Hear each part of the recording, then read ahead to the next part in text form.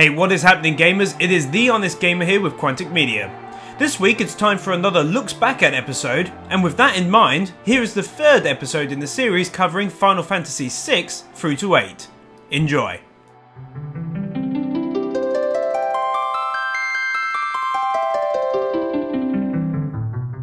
Final Fantasy VI released in 1994 on the Super Nintendo Entertainment System, and was initially widely known as the third game in North America, as it wasn't actually shipped outside of Japan when it first released. The game was later remade for the PlayStation in 1999, Nintendo's Game Boy Advance in 2006, and for the Wii in different territories throughout 2011. Again, Mr. Sakaguchi was set to direct the game, however did step down due to other commitments after becoming vice president of the company. His replacement was Mr. Yoshinori Kitase, whom initially had wanted to become a film director, having been impressed by the movie Star Wars when he was just age 12. But in 1990 he did decide to join Square and went on to direct Final Fantasy VI through to 8. Sid made his appearance during this game as a scientist for the Gestalt Empire, who raises a young knight whom when older rebelled against their forces. The story centered around Locke, a member of the resistance against the oppressive Gestalt Empire, when he saves Tira, a young woman being used by the Empire as a weapon of war. Together they journey alongside a huge group of 14 characters, an amount not seen in any previous Final Fantasy game, and overthrow the Empire's leader, bringing peace, life, and prosperity back to their world. Final Fantasy VI featured many improvements, including a noted increase in the graphics, which allowed for a change of combat scenarios and detailed backgrounds, ranging from fighting on water rafts to on stage in front of an audience. The ATB system returned, and as an addition to combat was the use of powerful attacks when health was low, which would feature in the later games.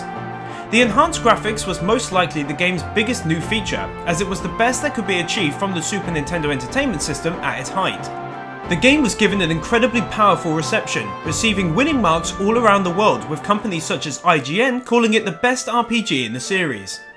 It sold close to 3.5 million units, and once again these fantastic selling figures allowed Square to begin development for their next big jump up the console ladder, who had their eyes closely fixed on a couple of next generation consoles. Overall, the game was praised for its vast improvements in graphics, excellent storyline and amazing characters. Final Fantasy VI and its new director managed to continue the trend of pushing the series to new heights, and the next installment would be proof of just that.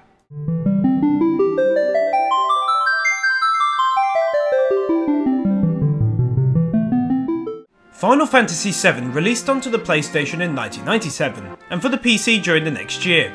Production had actually begun back in 1994, and initially Square wished to create the game for the Super Nintendo Entertainment System.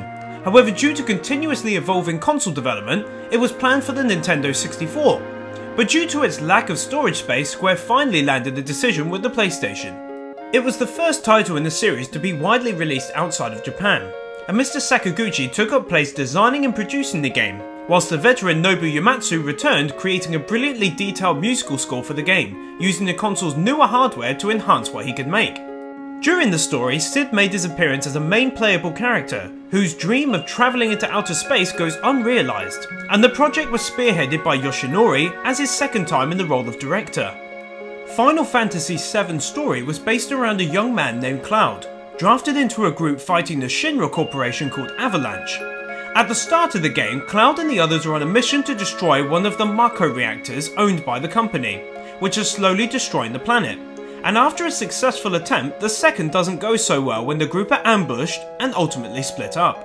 Cloud then runs into a young woman under threat from Shinra's employees attempting to kidnap her. Later, after escaping Midgar, Shinra's capital city, the group set off meeting others with a similar end goal, and through the story defeat those trying to destroy the world. This game was just a massive improvement in every way. The storyline was one that had never been heard of before. It was brilliantly imagined, the music was beautiful and fitting, and gameplay was new and unique, with the combat system feeling exciting and redefined, with its new use of limit breaks and brand new effects taking combat to a whole new level. Limit breaks were built up after being damaged over time, and as players progressed they gained access to newer, better looking and more damaging limit breaks. Summoning also took on a different look thanks to the enhanced graphics. Travel was bettered as you could now submerge underwater in a realistic looking environment, and the world was full of detail assisted by the PlayStation's newer hardware, allowing for improved 3D graphics all around. Another new aspect to the game was the use of materia as a new skill system, allowing the party to customize abilities to use magic and summon creatures, and as characters gained in level, so did their materia, allowing for newer, more powerful abilities to be used. Another improvement was the heavier use of varied minigames, allowing the player to partake in racing chocobos, snowboarding and playing various minigames during their time at the Gold Saucer. Final Fantasy VII was met with a massively positive reaction from fans of the series. It is today the best-selling game of them all, and having sold 10 million copies as of May 2010. It was the most expensive video game created at the time, and all of this was desperately needed to ensure that the game stood the test of time, with its graphics being impressive enough to fans of the series to make it yet another hit. It was praised for its better graphics, amazing soundtrack, improved combat and depth of storyline, pulling the player into its world and believing in the character's happiness as well as sadness experienced throughout the story. Its only downside would be that again the game suffered from typos during its Japanese to English translation, and some called it linear, which personally I would disagree with. Its popularity would see several sequels and prequels made to appease fans' eagerness for more of the game's unique storyline, as well as a feature-length movie developed surrounding the events of the original game's plot. Overall, Final Fantasy VII sold the PlayStation. It was a huge success and achieved nearly entirely positive reviews from every major company. It stood the test of time, allowing for it to be named several times near the top of the greatest video games ever in several prominent lists. It also proved once again that Square was entirely capable of moving production of its series to yet another generation of console.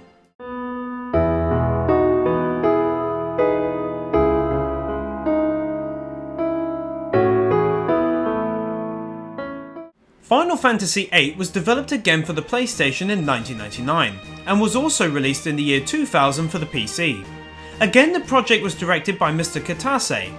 Development had actually begun in 1997 during the company's translation of the previous game, and Final Fantasy VIII is noted as having for the first time mixed fantasy with realism, which produced characters whom were in proportion to the world during its normal events and whilst on the world map.